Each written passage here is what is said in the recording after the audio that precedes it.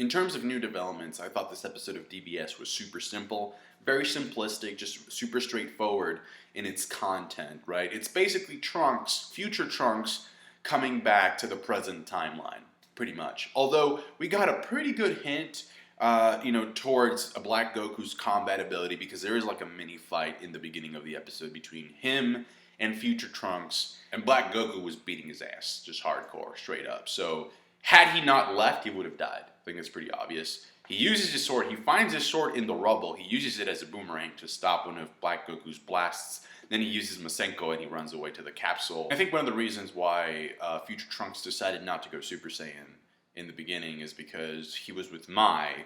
And so had he raised his power level, he would have been found a lot easier. But now that Mai is dead, he's like, fuck it, I'm gonna try and punch you. But did I mention that future Mai died in that scene in the last episode? That was kind of weird though. It wasn't really clear if she had died. I thought she was just knocked out. But no, it turns out she's dead.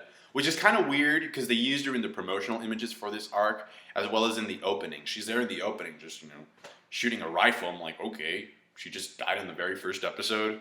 I wonder how little Mai is going to react to the news that she's dead in the future timeline. That could be pretty traumatic for a little girl. Although in this timeline, she doesn't really care. She's just, like, Trunks and her are, like, super flirty. And that's another thing I noticed, too. Like, they try to juxtapose, like, the future, the severity of the future apocalypse with a lot of comedic moments in the present with, like, Pilaf explaining math to little kids. I don't know what he's doing in that class to begin with, but whatever. And then, Kari with the sensu beans trying to do limbo. So when those scenes come up, like, part of my brain is thinking, well, it's kind of cool to see these old characters again. And then another part of my brain thinks, like, what's the point of this fucking scene? Aside from getting the sensu beans. Bring us pizza next time, Goku. And that's another thing, too. And, this may come across as a joke, but it's really not anymore. I noticed something with this show, okay? This show has a legit obsession with food. It is ridiculous. Like, the way that they draw those plates, those dishes, it's just, are the animators getting fed enough? Are they starving? I mean, at first it was kind of funny with Beerus.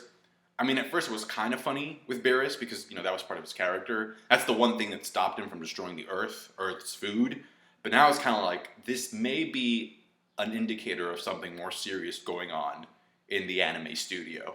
It's not like in some of the other, like, anime that are really low budget and really crappy, where you see the characters eat stuff, but the food doesn't have enough detail, so sometimes you don't really know what they're eating. No, in DBS, you know what they're putting in their mouth. So I don't know if they're trying to make us hungry. I don't know if they're putting, like, food commercials in between and they want us to go out and buy the food, but it's all obvious. It's obvious something's going on. And like I said, Goku goes to get some sensu beans. He gives one to future Trunks. He wakes up and he has some pretty bad PTSD, so he attacks Goku. And I think, judging from the preview, they're going to have a mini fight, because you see both of them going Super Saiyan.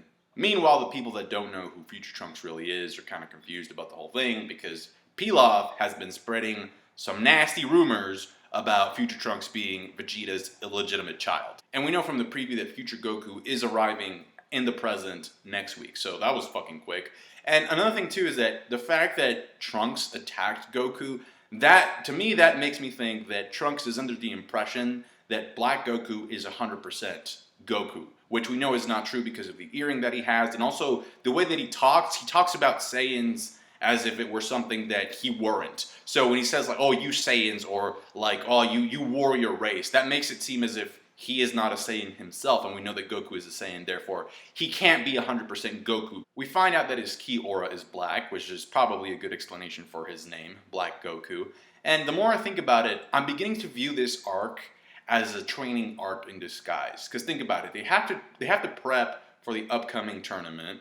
Goku can't really, aside from Whis and Beerus, like, there's nobody around that Goku can really fight that'll help him, reach that next stage, that next level. So the fact that he's going to end up fighting a version of himself, and I can't wait to see how he overcomes that, that's going to be really, really good training for the top tier dudes that are coming in after this arc. And hopefully we learn more about Black Goku's identity next week as well, because people are going crazy with the theory. I read a comment, and I can't say that I necessarily approve of this theory, because I don't think that would make a lot of sense in terms of his combat ability now that we've seen that he can pretty much best future Trunks. But I read a comment that said that maybe it might be future Goten. But yeah, people just It's great. Like, speculation is great. Thank you so much for watching. Like the review if you did. I appreciate that. Subscribe to my channel if you haven't already. Comment down below with your thoughts. Thank you. Bye.